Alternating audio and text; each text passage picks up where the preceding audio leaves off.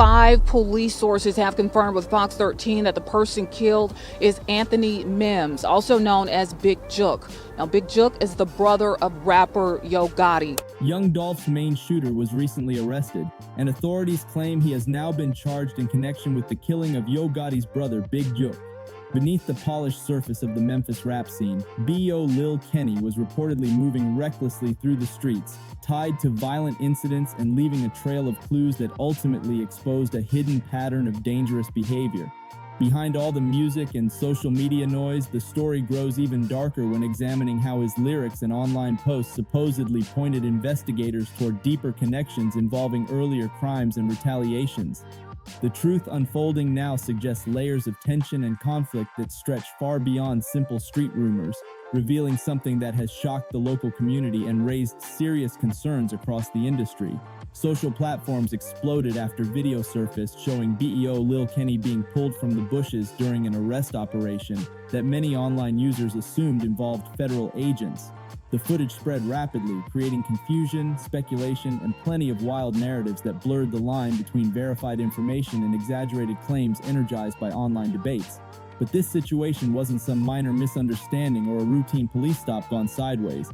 People in the streets had been whispering for months about the possibility that Kenny was connected to Big Jook's death. This rumor had already been circulating long before the footage appeared, and once the arrest became public, everything escalated fast, adding intense pressure to a city already dealing with years of rap-related conflict. This situation took a wild turn because BEO Lil Kenny had been dropping lyrics that sounded almost like confessions, creating even more suspicion around his activities. That boy praying. Oh shit, everybody come, they can't do nothing to us. Shit, we chillin'. They can't do nothing to no nigga. Hell no. The viral footage showed him being pulled out of those bushes like it was some unexpected scene from a movie, and the way it unfolded shocked viewers as officers pulled him from his hiding spot in dramatic fashion. In the background of the video, voices could be heard yelling things like, "Look at that! They told him come back! He about to get bit! That's crazy, man!" And even, "Everybody pregnant! Oh shit! Everybody come back! Can't do nothing to us! Shit, we chillin'! They can't do nothing to no! Hell no!" The chaos in those moments made it feel like something far bigger was happening beyond just an arrest. Getting chased by authorities is never something to take lightly, but Kenny's situation stood out because the rumor floating around for months was that he was directly connected to the assassination of... Right now, we do have video that we're analyzing, but we don't have a clear suspect identified at this time. But we know that a weapon was used, a firearm was used in this incident. We do feel like the individual that was shot was possibly targeted by the suspect. Despite being only 5'3" and 120 pounds, the whispers in the streets painted him as someone who moved boldly and fearlessly when conflict erupted.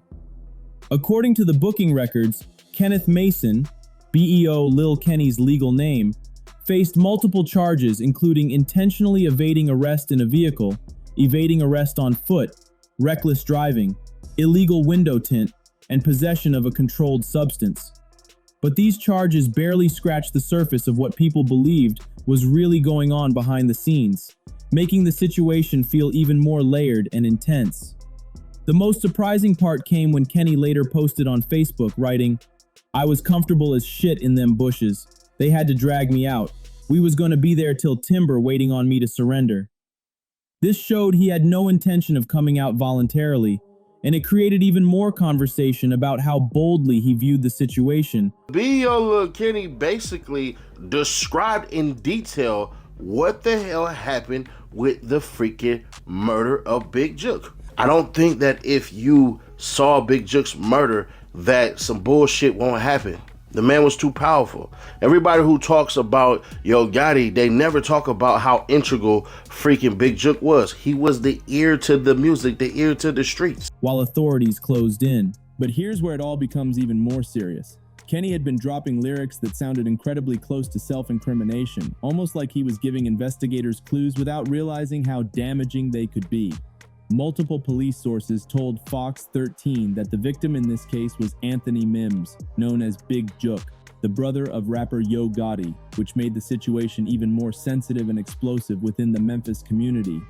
After Big Jook was killed outside a restaurant in front of his own mother, Kenny released a track that immediately had the streets buzzing. In that song, he said, "In front of his mama, they downed his brother. We come to get you like bounty hunters." Those lyrics sparked heated discussions everywhere because they sounded extremely incriminating and added new weight to all the circulating rumors. Kenny didn't say they, he said we, a word that instantly raised alarms because it made it sound like he placed himself in the middle of the situation through his own lyrics. The moment fans heard that bar, everything escalated, since specific wording like that can create serious consequences when tied to an active investigation. What really shook people was how precise those lyrics were, almost lining up with the actual circumstances surrounding Big Jook's death. He was killed in front of his mother after attending a funeral, and Kenny's verse sounded like a detailed breakdown that matched what happened, almost like he was laying out a timeline for investigators to follow. In street culture, releasing music that mirrors real-life events too closely is considered self-snitching, and it becomes one of the fastest ways to attract legal attention or land yourself directly in the middle of a case. When someone drops a track immediately after a high-profile incident with details only a very small circle would know, it sets off alarms instantly. Kenny sounded like he was celebrating in the aftermath, speaking boldly about "we not they," which caused even more tension because it sounded like he was claiming involvement rather than distancing himself. That kind of language is exactly what causes investigators and fans to start connecting dots that might not have been connected otherwise. But the twist came when Kenny later jumped on Facebook trying to clear the air, writing, "I'ma let it be known, but I never thought I'd have to. Stop putting these BS allegations on a nit. I'm a pretty good guy, but I don't want no clout for nothing I don't have nothing to do with." The comment sounded like damage control, but by then the conversation online had already blown up, and people weren't ready to forget the earlier lyrics. Now let's rewind and break down how this entire conflict began, because the issues between Yo Gotti and Young Dolph were never just music disagreements. They were tied to deeper street tension going back over a decade. It started in 2010 during Thanksgiving weekend outside Level 2 nightclub, where an argument reportedly escalated and 6 individuals were caught in the crossfire. This wasn't an online feud or social media dispute. This was a real confrontation that spilled into the streets, setting off a chain reaction that stretched through years of tension. One of the individuals arrested alongside Yo Gotti was Corey McClendon, the same Corey McClendon who would later be charged in connection with Young Dolph's attempted shooting in Hollywood in 2017. That connection showed just how deep these long-running conflicts were, with the same names appearing repeatedly throughout major incidents spanning 7 years. These weren't random moments. They were part of a long, complicated feud involving people who had been aligned for years and kept finding themselves entangled in the conflict. And here's where the story gets even more intense. Young Dolph was actually sitting beside Gucci Mane back in 2012 when Gucci publicly declared his issues with Yo Gotti, which added even more fuel to a rivalry that was already simmering beneath the surface. That moment became a turning point, signaling that the tensions had officially gone public and were no longer quiet disagreements happening behind the scenes. The tension began when one major artist felt another was trying to ride his momentum by dropping a project on the same day his official release hit the streets. That moment created disrespect that lingered for years, and a younger rising rapper witnessed the entire situation unfold, planting seeds for deeper conflict that would explode later. As time passed, the rivalry escalated, and several attempts were reportedly made on the rising rapper's life, including one incident where his vehicle was struck by dozens of shots during a confrontation far from home. Investigators later traced the event back to individuals connected with a rival camp, showing the situation had grown far beyond music and into something far more intense and dangerous. Eventually, the rapper's tragic death in late 2021 became a defining moment, and street rumors began to swirl about who might have ordered or encouraged such a move. Word spread that a highly influential figure within the rival group supposedly played a major role. Someone known for being closely connected, deeply respected, and heavily involved in the group's behind-the-scenes operations. This was no longer just about songs or ego. This became about power, territory, and street reputation in a city where those dynamics run strong. The individual at the center of the rumors wasn't just a family member to a prominent artist. He was viewed as the enforcer, the person who handled business in the streets while others handled the music industry side.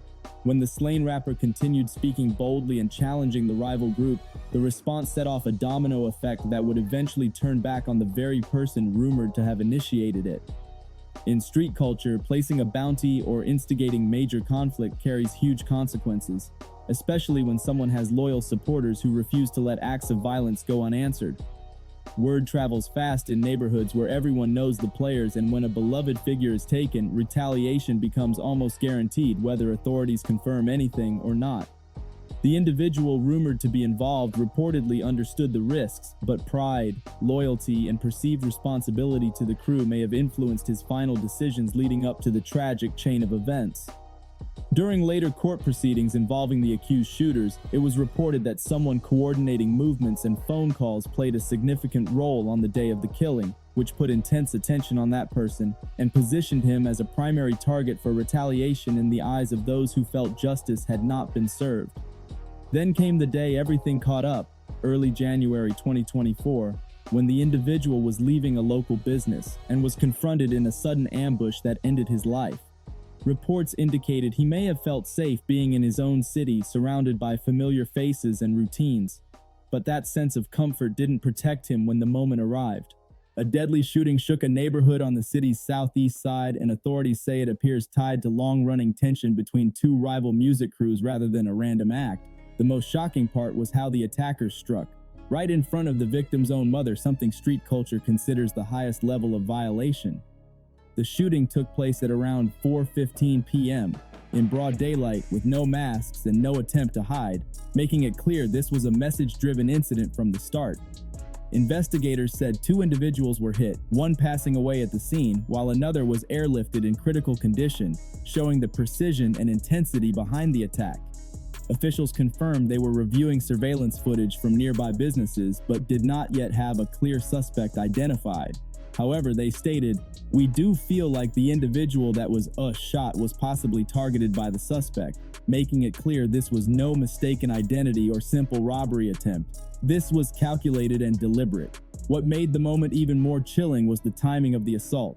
The victim had just stepped outside during a repass following a memorial service, taking a brief break before gunfire struck and prevented him from ever returning inside.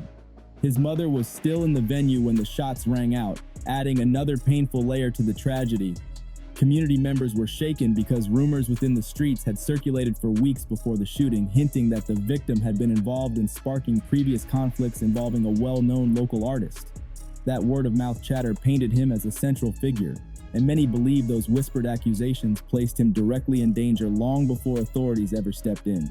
In neighborhoods where word travels faster than any official investigation, information moves through back channels, whispered networks, and street alliances long before authorities ever piece things together. These same networks that once fueled violent feuds were the same ones that spread claims about who played what role in recent conflicts. Street justice does not wait for trials. It does not slow down for paperwork. It reacts immediately, fueled by loyalty, anger, and decades of unresolved tension. A young street crew had reportedly been waiting for the right moment to retaliate for the loss of their leader, viewing one figure as the true power behind a rival organization. Taking him out, in their eyes, would be the harshest form of payback, a message designed to end the feud decisively. What intensified everything was the way one member described events in a music track, dropping lines that mirrored details circulating on the streets and fueling even more speculation. The shock grew when he mentioned things like coming to get someone like bounty hunters and referencing doing it in front of his mama, lines that matched real-world rumors far too closely. Those kinds of specifics only added fuel to theories already circulating in the community, creating tension that spread quickly among listeners and investigators alike. Legal trouble had also surrounded the targeted figure long before the confrontation that ended his life. According to earlier reports shared during unrelated hearings, he had already been questioned multiple times about his connections to previous acts of violence. Phone records and witness statements placed him in contact with individuals tied to earlier incidents, suggesting he was living under the weight of looming charges. If those investigations had continued, prosecutors might have built a case strong enough to keep him behind bars for decades. That is the brutal paradox of street life. Sometimes violent retaliation arrives before the justice system does. Sometimes a life ends in the streets before it ends in a courtroom. In many ways, the shooting that took him down may have ended a path that was already closing in from all sides. Meanwhile, the young artist linked to the retaliatory crew found himself arrested only on minor charges, evading arrest, reckless driving, possession, and vehicle violations, with a relatively small bond that he quickly posted. But the real concern is what these minor charges may represent. Investigators often use smaller arrests to apply pressure while building larger cases behind closed doors. His extended time in interrogation raised even more questions, especially with authorities reportedly combing through social media posts and music lyrics that many believe incriminated him. He later commented online that the internet is a dangerous drug, acknowledging how quickly rumors spread and how easily they become ammunition for law enforcement. Yet the content in his own tracks, the vivid details, the aggressive tone, the timing, has already drawn significant attention from officials who are tracking everything closely. In the end, his situation reflects a larger cycle. This is not only about revenge or payback, it is about the harsh consequences of a lifestyle where every conflict escalates, where retaliation is expected, and where each act of violence creates another. One leader is killed, then another becomes a target. One hit leads to another confrontation, and the fallout continues, affecting families, crews, and entire communities caught in the middle. The cycle of violence gripping the Memphis streets has left a trail of devastation that stretches far beyond the headlines. Rival groups have lost key figures, entire neighborhoods have endured years of tension. Families on every side have been forced to bury loved ones whose lives were shaped by ongoing retaliation and unresolved street conflicts. Each loss deepens the divide, making it harder for communities to recover or rebuild trust. In this environment, another young figure now faces the possibility of a long legal battle, with relatives fearing that the justice system may take him away for years. It reflects the same tragic pattern seen throughout the city: young men caught between loyalty, reputation, and a street culture that refuses to let go of old grudges. The central question remains, when does any of this stop? How many more lives must be disrupted before someone finally breaks the cycle? Some believe the latest suspect might avoid long-term consequences, arguing that nothing directly ties him to the larger conflict beyond rumors and lyrics. Others think this arrest is merely step one in a much broader investigation, the kind that begins small before expanding into deeper charges. Both the streets and federal authorities are watching closely, gathering information and preparing for whatever comes next. As this situation continues to unfold, the uncertain future of everyone involved hangs in the balance. The community is left waiting to see whether this is the end of a chapter or the beginning of a much larger case. Stay tuned for further developments surrounding the Memphis music scene and the events shaping its future.